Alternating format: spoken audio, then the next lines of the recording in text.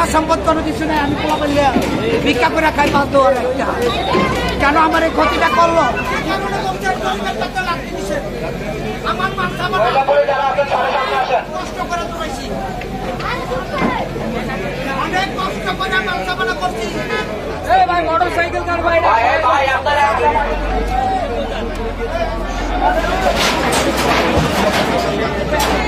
আমরা তো বলছি মহিলা পুলিশ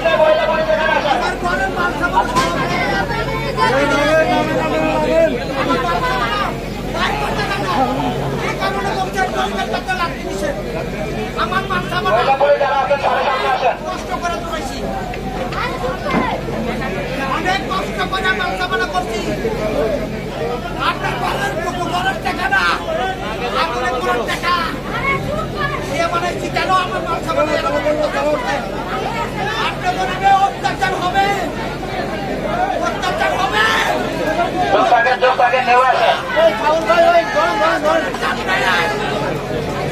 আমার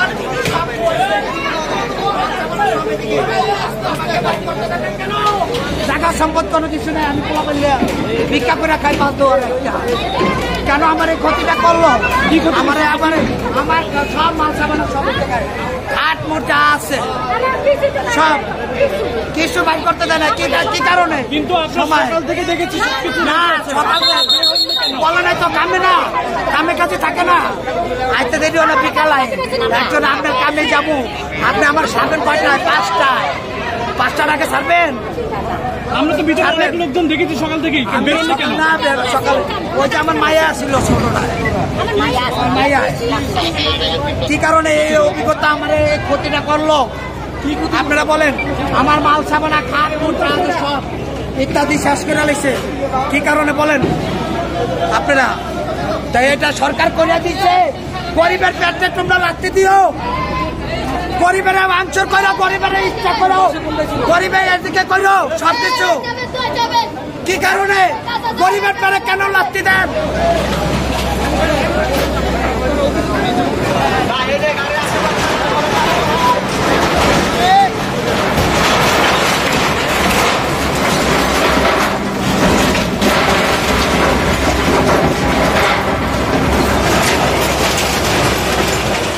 সিটি কর্পোরেশনের যে ডিমার্কেশনটা, সেই ডিমার্কেশনের ভিতরে কিন্তু সাদিক এগ্রো ফার্মটা নেই। সাদিক এগ্রো ফার্মটা যেটা আমিও নিজে পর্যবেক্ষণ করে দেখলাম, এটা একটা প্রাইভেট জায়গার উপরে, এবং প্রাইভেট জায়গার যে মালিক যারা, তারাও কিন্তু এখানে উপস্থিত আছে। আপনারা তাদের সাথে কথা বলে বুঝতে পারবেন। এখন প্রশ্ন হচ্ছে যে এই যে নিউজগুলো সাদিক এগ্রোর জায়গা দখল হলো, খাল দখল হয়ে গেল, আপনারা নিজেরাই যদি ডিমার্কেশনগুলো চেক করেন, আপনারা নিজেরাই জানতে পারবেন।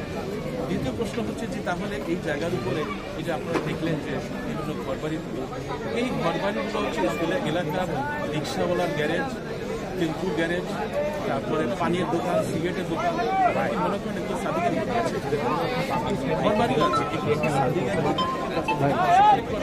এরা কি মাসিক ভাড়া দেয় না?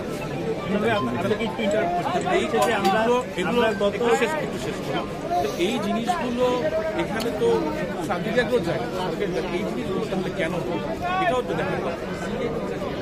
এখানে আপনার যে প্রশ্ন সেটা হচ্ছে দামি গরু, একটা গরু যখন দামি হয় সেই গরুটা বাজারের দামে প্রভাব পড়ে কিনা। এখন আপনারা নিশ্চয়ই জানেন একটা দামি গরুর ক্রেতা কিন্তু সাধারণ জনগণ, আমার মতো সাধারণ জনগণ না। দামি গরুর ক্রেতা যেরকম আছে, রোলেক্স ঘড়ির ক্রেতা যেরকম আছে, রোলস রয়েলসের ক্রেতা যেরকম আছে, ক্রেতার আয় বৈধ অবৈধ সেটা হচ্ছে পরের প্রশ্ন, ক্রেতা আছে।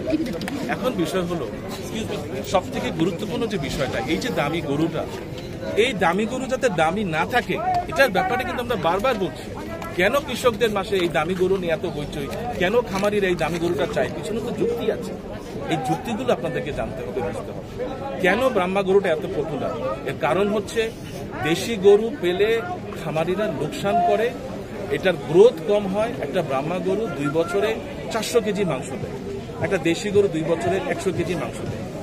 কেন কৃষকরা এটার উপরে এটার দিকে তারা ঝুঁকবে না? এই জিনিসগুলো বুঝতে হবে। গভর্নমেন্ট যে গরুটাকে তারা প্রমোট করে, ফ্রিজিয়ান গরু, এটা ঠান্ডা দেশের গরু। এই গরু এই দেশে অনেক সাফার করে, তাদের খামারিদের এটার পিছনে অনেক মেডিসিন, মেডিকেল খরচ হয়। এই বিষয়গুলো বুঝতে হবে।